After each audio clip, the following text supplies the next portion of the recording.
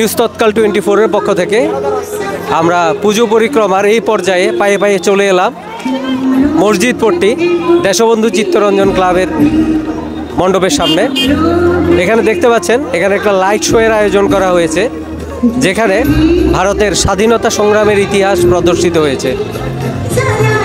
পুজোর আনন্দ যে শুধুমাত্র পুজোতেই সীমাবদ্ধ নেই, আমাদের দেশ সম্পর্কে, আমাদের দেশের স্বাধীনতা অর্জন সম্পর্কে সবাইকে সচেতন করে, সেটার জ্বলন্ত দৃষ্টান্ত আমরা দেখতে পেলাম এই দেশবন্ধু চিত্তরঞ্জন ক্লাবে এসে।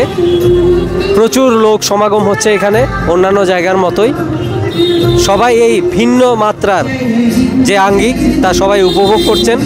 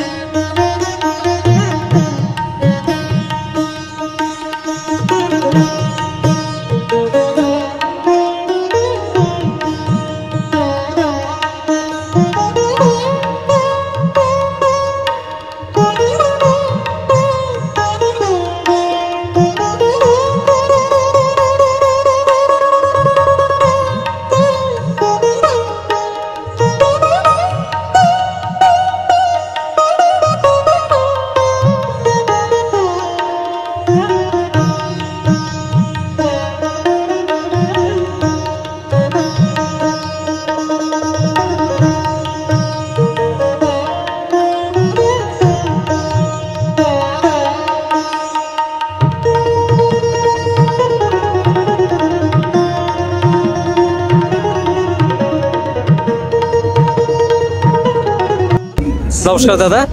নমস্কার। প্রথমেই শারদীয়া শুভেচ্ছা।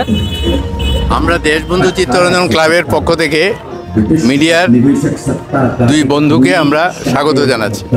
অনেক অনেক ধন্যবাদ। প্রথমেই প্রশ্ন করব যে এই ভিন্নধর্মী চিন্তাভাবনাটা কি করে মাথায় এলো? আসলে আমরা দেশবন্ধু চিত্তরঞ্জন ক্লাব প্রতিবারই এক নতুন নতুন থিম উপস্থাপন করি দর্শনার্থীদের আনন্দ দেওয়ার জন্য। এবার আমাদের দেশকে রক্ষা করা আমাদের মূল, সেটাকে সামনে রেখে আমরা মনে করি দেবী দুর্গা শুধুমাত্র মাটির প্রতিমা নয়, শৌর্যের, বীর্যের, সাহসিকতার ও প্রতিমা। চিন্ময়ীরূপী মঙ্গলময়ী মা যেমন দেশমাতৃকা রূপে আমাদের কাছে পূজিতা, সেই হিসাবে আমরা যারা দেশের জন্য স্বাধীনতা সংগ্রামে প্রাণ বলি দিয়েছেন, এখন দেশ রক্ষার জন্য যে সমস্ত বীর সেনানীরা আত্মবলিদান করছেন, তাদের উদ্দেশ্যে আমরা এবার শ্রদ্ধাঞ্জলি নিবেদন করার জন্য আমাদের এবারে থিম আমরা উপস্থাপন করেছি শহীদদের প্রতি শ্রদ্ধাঞ্জলি। এটা আমাদের মূল। বিশেষ করে যুব সমাজের মধ্যে দেশপ্রেম এবং দেশাত্মবোধ জাগ্রত করাই আমাদের মূল লক্ষ্য। এটাই আমাদের। খুব সুন্দর।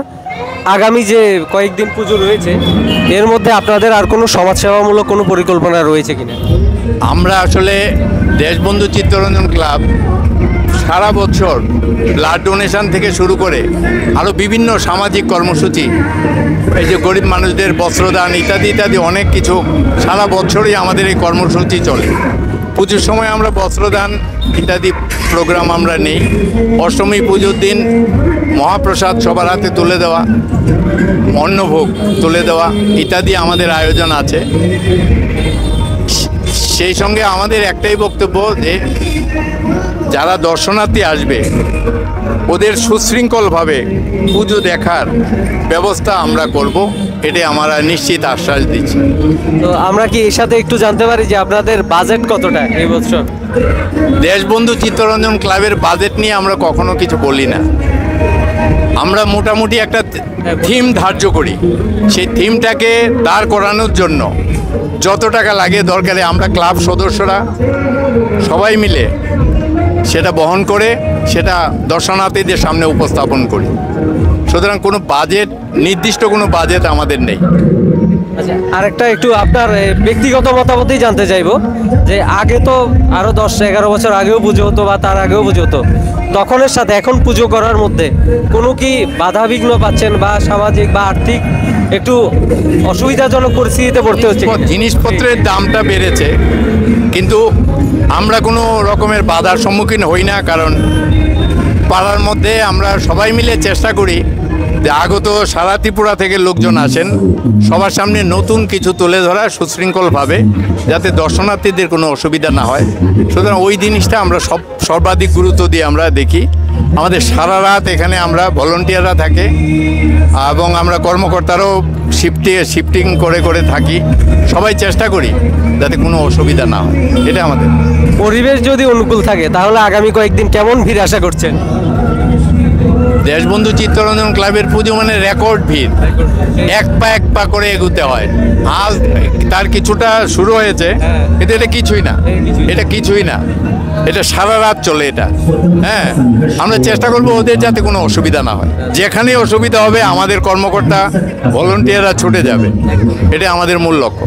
অনেক অনেক ধন্যবাদ দাদা। পুজোর দিনটা আপনাদের ভালো কাটুক, লোকসভানো আরো বেশি হোক। আমাদের ক্লাবের সেক্রেটারি কিশোর কর মহোদয়, হ্যাঁ উনি আছেন, আমি অধ্যাপক প্রদীপ দে, আমি ক্লাবের মুখপাত্র, এই কারণে আমি বক্তব্য আপনাদের সামনে রাখলাম। নমস্কার। নমস্কার। আপনার নামটা আর ডেজিগনেশনটা আবার একটু বলে দিতে পারেন? আমার নাম কিশোর কর। ডেজিগনেশন বলতে আমি কন্ট্রাক্টুয়াল ওয়ার্ক করি। ঠিক আছে দাদা, অনেক অনেক ধন্যবাদ। আবার আপনারা যেমন দেখলেন যে আমরা এখানে দেশবন্ধু চিত্তরঞ্জন ক্লাবে এসেছি, একটা অন্য মাত্রার পুজো আমরা এখানে দেখতে পেলাম। ভারতের স্বাধীনতা সংগ্রামের ইতিহাস এবং তার চেতনা জনমনে জাগিয়ে তোলাই এই ক্লাবের চিন্তাধারা বলে আমাদের এখন পর্যন্ত মনে হয়েছে। আমরা আশা করব এই ক্লাবের পুজো দেখতে আরও বেশি দর্শনার্থী এখানে আসবেন এবং সবাই দেশাত্মবোধে উদ্বুদ্ধ হবেন।